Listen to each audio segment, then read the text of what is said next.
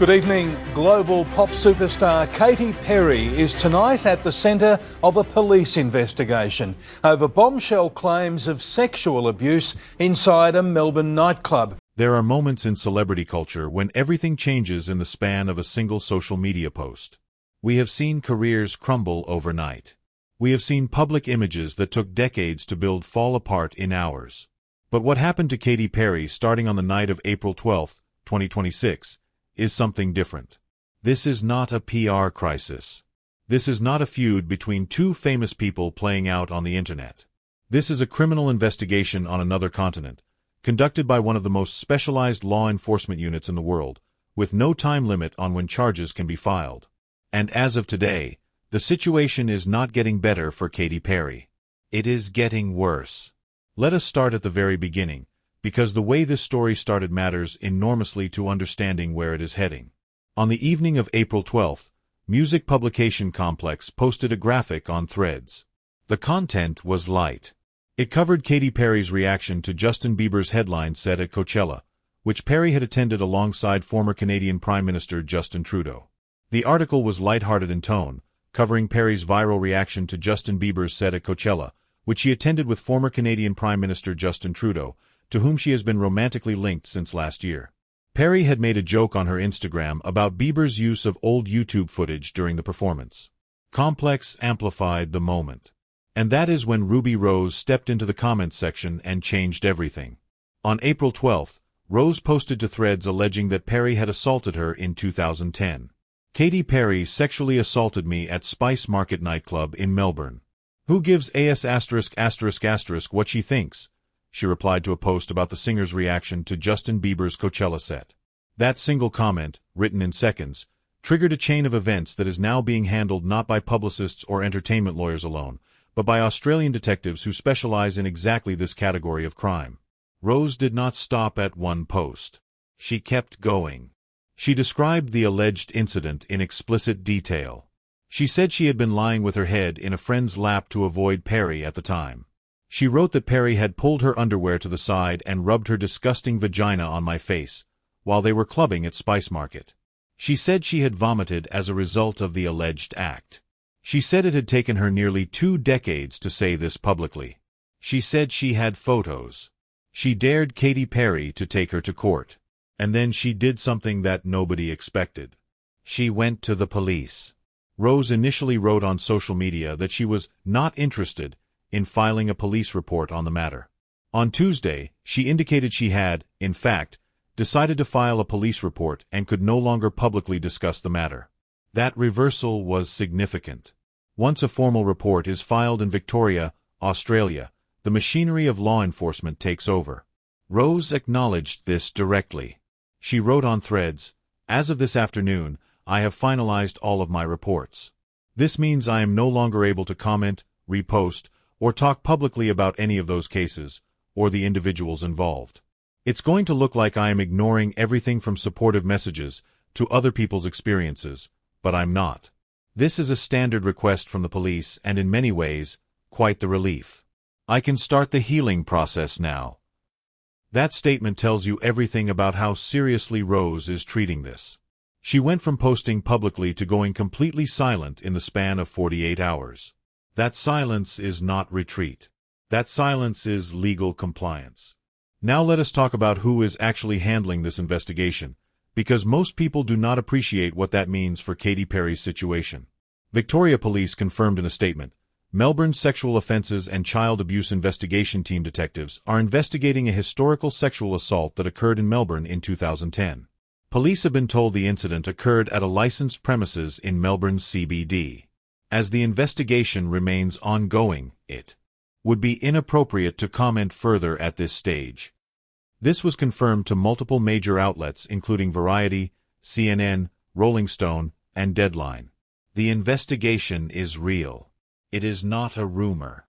It is not a claim from one unnamed source. Multiple police spokespersons have confirmed it to multiple credible news organizations simultaneously. SOSIT, the unit conducting this investigation, is not a general-purpose police team. It was built specifically to handle sexual offense cases. The detectives working this case have received specialized training in trauma-informed interviewing. They work alongside forensic experts. They use a method called video and audio recorded evidence to document witness accounts properly. These are not officers who stumbled into this case. They are precisely the people the Australian legal system designed to handle accusations exactly like this one. And here is the detail that is making legal analysts pay very close attention. Prosecutors in Australia say there is no statute of limitations that prevents bringing the case.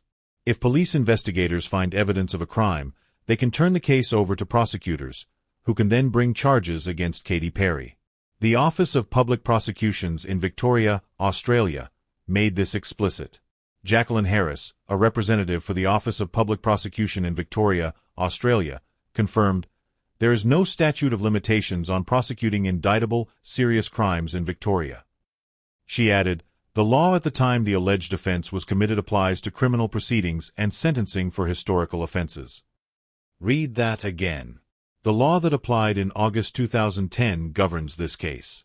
And Victoria has no time limit on when a serious sexual offence can be prosecuted. This means the clock that Katy Perry's team might be hoping would run out simply does not exist. The case can be charged today. It can be charged 5 years from now. As long as the evidence is sufficient, prosecutors can act. So what has Katy Perry's side said about all of this?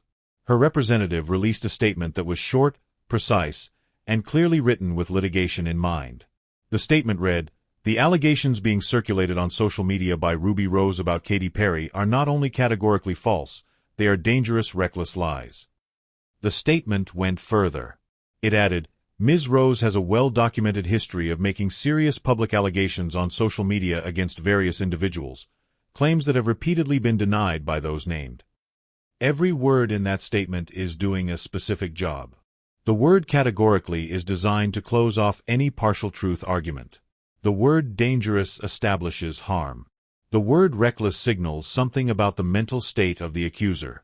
And the line about Rose's history is not background context. It is the foundation of a character credibility attack. This is the language of legal preparation, not the language of a publicist trying to calm down a news cycle. Perry herself said nothing publicly except for one cryptic Instagram story. She posted the cover of her own song, By the Grace of God, from her 2013 album Prism with the words, "I love you," written over it. Fans immediately went to the lyrics, which contained the line that the truth will set you free. That was her only personal communication during the entire initial wave of the scandal. Everything else came through a representative. That level of distance from a public statement is not accidental. It is deliberate. When you are the subject of a criminal investigation, you do not speak publicly. You let lawyers speak for you. What makes Perry's legal position particularly complicated is the nature of Australian defamation law. In the United States, a public figure suing for defamation must prove actual malice, which is an extremely difficult standard to meet. In Australia, the burden flips entirely. The person being sued must prove the statement was true.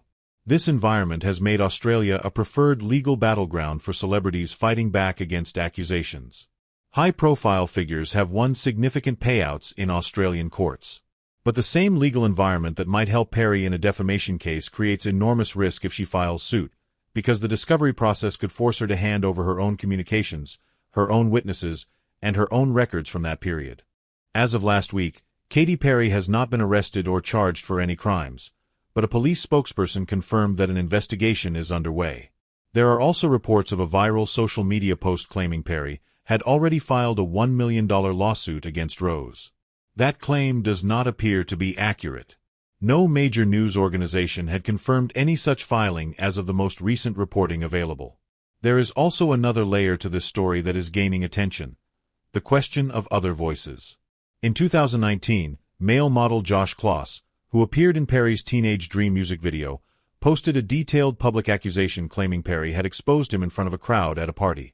His post was later deleted but had been widely screenshotted. Also in 2019, Georgian Russian television host Tina Kandelaki alleged inappropriate touching and an attempted non-consensual kiss at a private gathering. Earlier, in 2018, A young American Idol contestant named Benjamin Glaze told the New York Times he was uncomfortable after Perry kissed him on the lips on camera when he had expected a kiss on the cheek. He had told the judges he had never been kissed. In 2014, actress Anna Kendrick appeared on a late-night television program and described an encounter with Perry at an award show that made her uncomfortable, using the word aggressive to describe the behavior. All of these older accounts resurfaced the moment Rose's Threads post went viral. Each of them individually could be dismissed. Taken together, they create a pattern that investigators and the public are now examining very carefully. Ruby Rose was spotted in public in early May 2026 for the first time since sparking the police investigation, photographed in Beverly Hills. She declined to answer questions from reporters who approached her. That public sighting confirmed she is still present, still moving through her life, and apparently cooperating with the ongoing process that she herself set in motion. Her silence is not that of someone retreating. It is the silence of someone who has handed the matter to the appropriate authorities and is waiting. The case now rests on several moving parts. Saucet detectives are working to locate witnesses from that night in August 2010. That includes people who were in the VIP area of Spice Market. That includes whoever transported the two women from the venue. That includes staff at any subsequent location they visited that evening. Ruby Rose has claimed she has photographs from that night. Those photographs, if time-stamped and authenticated, could significantly strengthen the corroboration of her account. The former manager of Spice Market has spoken to media, confirming both Perry and Rose were present that night, though he said he was not personally aware of any misconduct or anyone vomiting. The venue itself permanently closed on January 1, 2026, just 3 months before the allegations went public, meaning physical access to the space is no longer possible. The investigation is real. The unit is serious. The law in Victoria removes the protection of time. And the silence from both women is the loudest thing about this story right now. Katy Perry came into 2026 already dealing with a bruised public image. Her most recent album was widely considered the weakest of her career.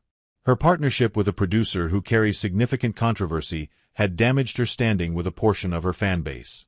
Her rocket trip drew mockery. Her split from a long-term partner made headlines for the wrong reasons. Her world tour was the one bright spot financially. And now a police investigation in Australia is sitting over all of it, with no statute of limitations, a specialist unit on the case, and a list of names that keeps growing. Things are not looking good for Katy Perry. And the situation has a long way still to go.